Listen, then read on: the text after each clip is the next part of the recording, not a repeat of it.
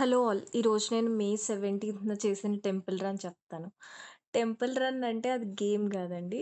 ఒక గుడి తర్వాత ఇంకొక గుడికి, ఇంకొక గుడికి అట్లా వెళ్తూ ఉండే అలా పరిగెత్తే క్రమం అనమాట. ఫస్ట్ అయితే 'చిలుకూరు బాలాజీ' ఫస్ట్ పిక్చర్‌లో చూసినట్టు అక్కడ లోపల అందులోని సాటర్‌డే అయితే అసలు చాలా లోపల ప్రదక్షిణాలు చేయడానికి ఉండదు. బయట చేయడం తప్ప.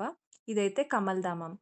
కమల్ధామ్ అంటే అక్కడ రాసారు కదా! లోటస్ పువ్వులోంచి ఒక రౌండ్ షేప్ ఈ గుడొచ్చినట్టు, చుట్టూ కలశాల్లా వచ్చినట్టు ఉంటుందనమాట. ఈ గుడి చాలా ప్రశాంతంగా ఉంది. ఇంకా అన్ని రకాల దేవుళ్ళున్నారు.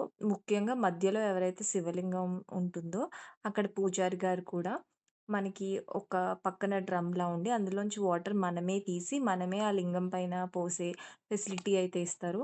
సో, అదైతే నాకు అనిపిచ్చింది. అండ్ ఇది ఒకవేళ నార్మల్‌గా చిలుకూరు వెళ్ళేవాళ్ళు గూడా మధ్యలోనే ఉంటుంది. అక్కడ మనం ఆ మధ్యలో ఈ కమలధామాన్ని కూడా దర్శించేసుకొని, లేదంటే రిటర్న్ జర్నీలో దర్శించేసుకొని రావచ్చు. దీని తర్వాత మేము ప్లాన్ చేసింది అయ్యప్ప స్వామి టెంపుల్‌కి. కానీ ఇంక టైమింగ్స్ సహకరించట్లేదని, దాని తర్వాత ఈ అనంత పద్మనాభ స్వామి గుడికైతే వెళ్ళడం జరిగింది. ఇది వికారాబాద్ సైడ్ ఉంటుందనమాట. సో, వికారాబాద్ సైడ్ ఇదివరకైతే ఇక్కడ బస్ ఫెసిలిటీ కంటే ఆటో ఫెసిలిటీస్ ఎక్కువుండేయి. ఇప్పుడైతే ఇక్కడ బస్ ఫెసిలిటీస్ కూడా ఉన్నాయి. అండ్ ఈ గుడి చరిత్ర కూడా ఒక ఫోటోలో వీటిలో వాళ్ళు అక్కడ ఏశారు. అది ఇందులో కూడా కనిపిస్తోంది. అండ్ ఇది కూడా టైమింగ్స్ ఉన్న గుడే అనమాట. మేము కరెక్ట్‌గా ఒక 1:30 కంటే ముందు వెళ్ళడం వల్ల మాకు ఆ దర్శనం గూడా అయింది. అనంత పద్మనాభ స్వామిది. లేదు అంటే ఆ టైం తర్వాత వాళ్ళు గుడి కూడా మూసేస్తారు. అండ్ ఇక్కడి నుంచి కిందకి వెళ్తే ఒక కొలనులా గూడా ఉంటుందనమాట. ఆ కొలను దగ్గరికి కూడా చాలామంది ఇక్కడ దర్శించేసుకొని వెళ్ళి కొంతసేపు అక్కడ చూసుకొనొస్తారనమాట. ఆ కొలనుకి ఇక్కడ ఇటు సైడ్ వీళ్ళు వెళ్తున్నారు కదా! ఈ దారిలో వెళ్ళాలనమాట. మనమైతే అక్కడి నుంచి బయటకొచ్చేసి భూ కైలాస్‌కెళ్ళాం. భూ కైలాస్ ఎక్కడంటే ఇది చాలా దూరం. తాండూర్ అనే ఒక విలేజ్‌లో ఉందనమాట. సో, తాండూర్‌లో ఈ భూ కైలాస్‌ది ద్వాదశ జ్యోతిర్లింగాలని ఎందుకంటారంటే ఇక్కడ అన్ని రకాల దేవతామూర్తుల విగ్రహాలు ఇవన్నీ ఉంటాయి. అండ్ ఇక్కడ చూస్తున్నట్టయితే ఇదొక సాధారణ గుడి. ఆ భూ కైలాస్ పక్కనే. కానీ భూ కైలాస్‌లో అయితే 2 రకాల రుసుములుంటాయి. అంటే టికెట్స్ లాగనమాట. ఒకటి రూ. 100ది, ఇంకొకటి రూ. 201. సో, ఆ రెండిట్లో మనం ఏదో ఒక దాన్ని తీసుకోవచ్చు. కానీ ఏది తీసుకున్నా ఒక దాంట్లో అయితే నీటి నుంచి వెళ్ళే మార్గం ఉంటుంది. ఇంకొక దానిలో అయితే నీటి నుంచి వెళ్ళని మార్గం ఒకటుంటుంది. అదైతే తడవకుండా వెళ్ళిపోవచ్చు. ఒకవేళ మీ హైట్ 5 కంటే ఎక్కువుంది అంటే మీకు మీకు కొంచెం మెడ వరకే వస్తుంది. ఒకవేళ 5 కంటే తక్కువుందంటే మీకు ముక్కు వరకు, ఇంకా పెదాల వరకు కూడా వచ్చే పరిస్థితి అయితే ఉంది. నోటి వరకు వచ్చేంత అలా. సో, అలా చాలామంది అలా నీటిలో వెళ్తారు. కొంతమందయితే మన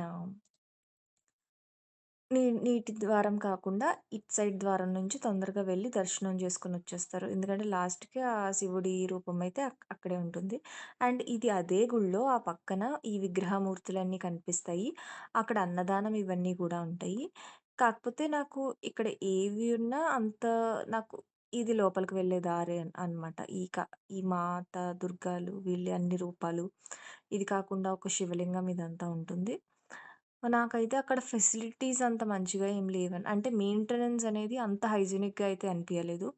బట్ గుళ్ళు ఇంకా కమర్షియలైజ్ అయిపోతున్నాయి కదా! ఈ రోజుల్లో.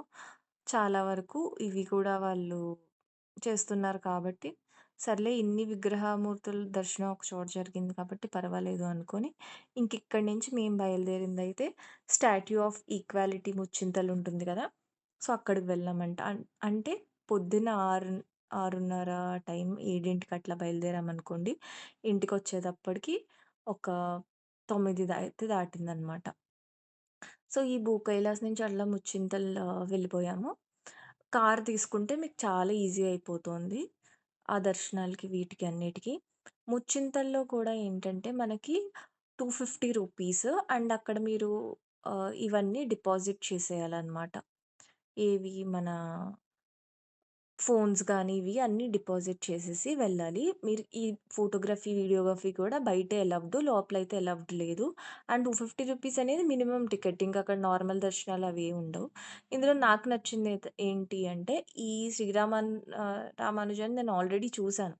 రంగనాథ స్వామిది. కాకపోతే 108 గుళ్ళలో ఒక గుడిలో తిరుమల శ్రీవారు ఎలా అయితే ఉంటారో సేమ్ యాజ్ ఇట్ ఈజ్ అట్లా మక్కికి మక్కి దించేశారు విగ్రహ రూపాన్ని.